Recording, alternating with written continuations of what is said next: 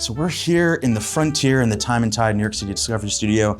I'm with Armand from Sartory-Billard, and I'm gonna be honest, this is gonna be a bit of a challenge because we're gonna be talking about the frontier of watchmaking that the brand occupies, but your brand is so ever-changing.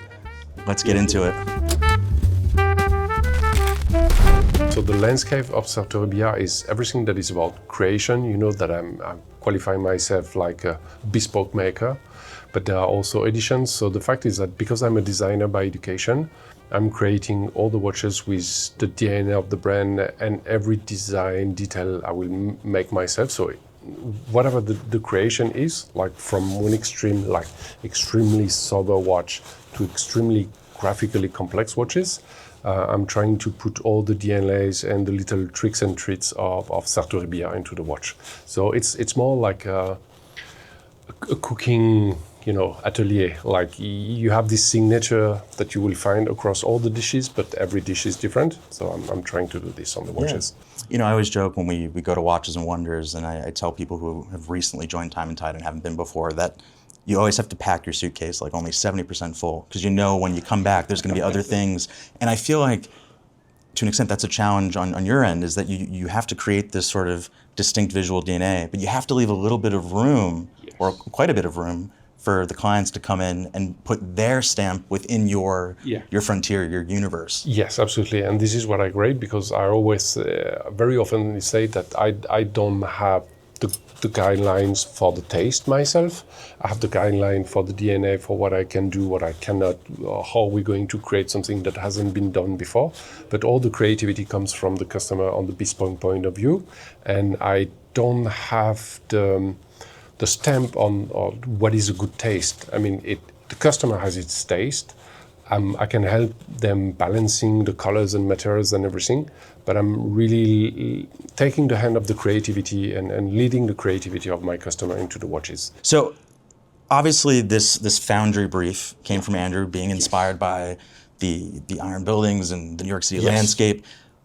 Where does the line begin and end in terms of where Andrew came into the picture with his brief, and then what are the elements that are like the universal through line with, say, the SB04? Yes, correct. So when Andrew told me that he wanted something representing New York that was extremely easy, because like all the buildings, especially in Soho where the shop is based and around, are really much inspired by Art Deco to make the buildings, to have these very straight lines and curved top. Actually, that was extremely easy to make the design, because I had my vision like extremely quickly, extremely clearly. First of all, you have colors. So it's a mix between steel brown and gold brass color. So this is everything that you see around the building. They are mainly brown, and you see metal pieces and you see brass. You see golden hints here and there. So you find this into the watch. You'll find all the Art Deco style. It's in the font used in the numerals. It's also in the graphic part that is in the centerpiece of the watch. Also, something that I really like to play with is the light. So the dial is concave, the hands are concave shape, the bezel is concave. It gives the light, it gives like a resonance that it feels like a little New York architecture kind of thing on the wrist. You clearly don't like to make it easy for yourself to have these like subtle concave, because in our longer hands-on review of this particular watch, I heard Andrew talking about that, and I'm like, oh, let me see. As I'm holding it in the middle, I'm like, oh yeah. If you get close to the center pinion of the hands, it's like you have to really look closer to see it. This is what I like. Actually, if you buy a watch and you get to know all the watch within 15 minutes, I find it a little bit boring. Like, it's very much a success for me when a customer owns the watch for, I don't know, weeks or months or whatever, and then we talk and say, have you seen this? And it's like, what? And he's looking again onto the watch. He says, oh yes, haven't seen that before. So this is very, very interesting. That will be like a polished angle on one hand, like the fact that a detail is concave. The hands are concave. There is like a spinal line in the middle, and the two shapes that are concave. Usually they are straight lines, kind of roof top kind of angle. You have to dive into the watch and look it again and again and again and understand things. A little bit like if you're visiting the city and you see a building with a different light or a different angle, so you understand something more. It's the same in architecture. If the building is just like 4 blocks of glass. I mean, you look at it, okay, done. Like in a second, you understand everything. When you are in front of a Art Deco building, Art Deco graphic art, you come back and understand like more and more and appreciate more and more. Yeah, I mean, in this series of sort of Frontier Week videos that we're doing, I've been asking people to give a sense of not just the frontier of the watchmaking, but likening it to like a natural landscape. And so for this particular watch, of course, it's New York City, the Art Deco. But I feel like because again, it's hard because there is such a bespoke element. When I'm talking with, say, Jorn and Linda Vertelen, it's clearly the slopes and Mount Everest and snow, capped mountains. But for you, I feel like I would liken it to like not Interstellar, Inception. Oh yeah. When the landscape, as the dreamer, is changing, whatever they can dream up with and come up with, all of a sudden the buildings can fold up or just completely shifts to, a stony landscape as you look at a Peter site dial.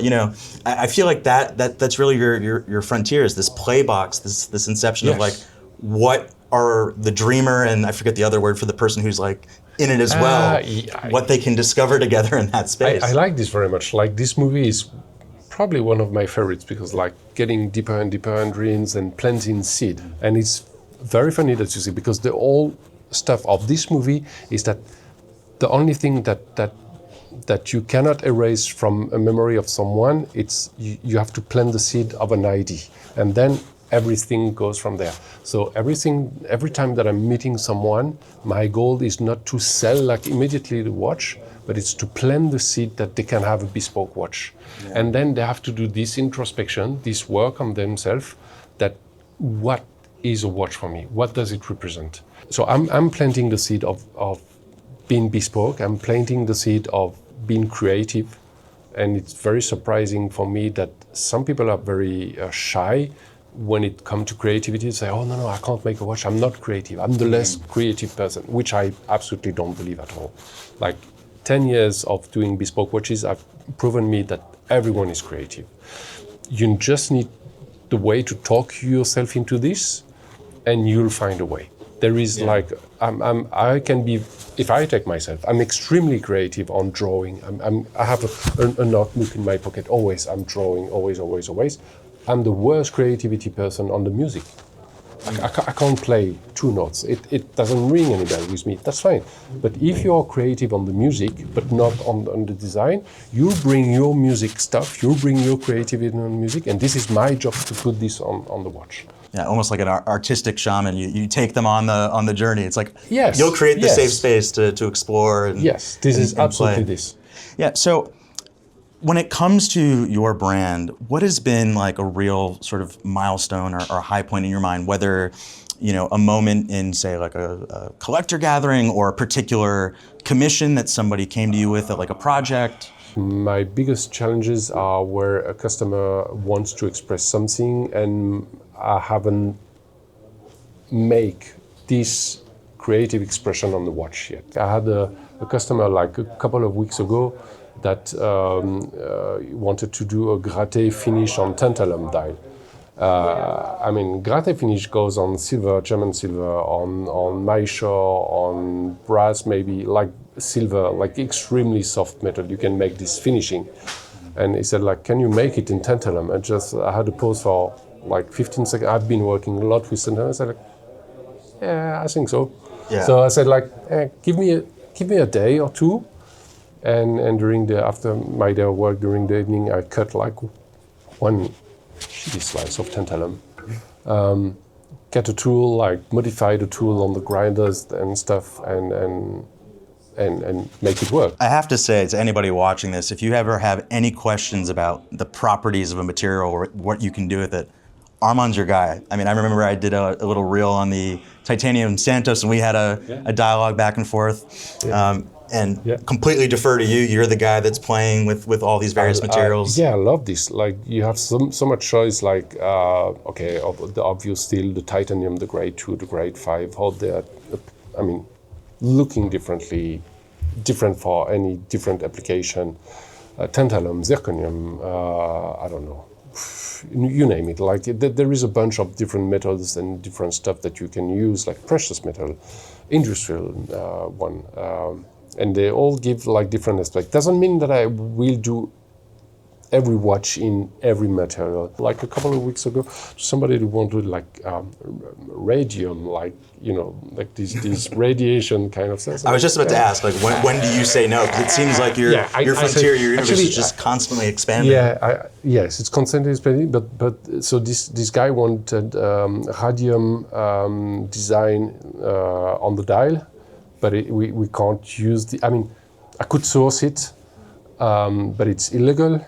And I don't know how to apply. So after 1 week of trying in different countries with different kind of legislation, I said, like, I'm sorry, I can't. Listen, that's a pretty far boundary. That's very far. But, you know, look, during this Frontier Week, of course, we've got a selection of Sartory watches available for purchase here in the New York City Discovery Studio, but also for a limited time online on our shop.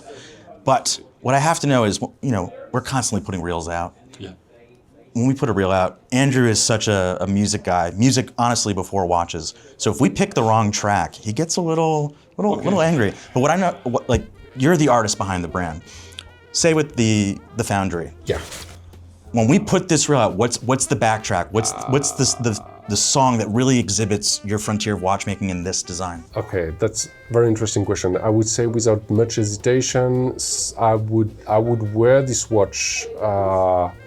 Having a nice old-fashioned whiskey cocktail and probably listening for some New York jazz music, definitely. I mean, I think it suits the environment, it suits the vibe of the city, also the time of this Art Deco kind of stuff. So New York jazz, 100%. Okay. All right, well, thank you guys for watching. Thank you very much, guys. The full details of the Frontier Week will be in the description below. And as always, I'll see you on the next one.